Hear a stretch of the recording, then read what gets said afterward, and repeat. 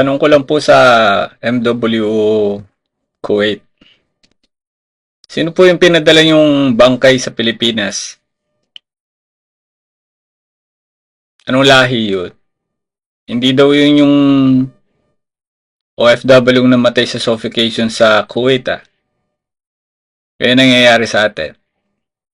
Ultimo sa pagpapadala ng bangkay, nagkakamali tayo. Mhm.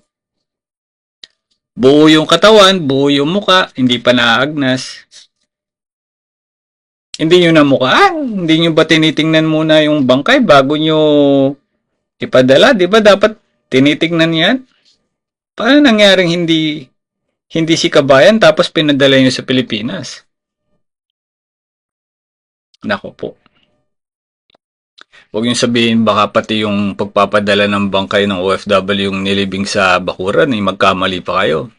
Balita ko, lahat ng media ay nakaantabay sa pag-uwi ng bangkay. Mga politikong pang OFW daw kuno. Nakahanda na yung mga t-shirt na at iiyak na sa camera.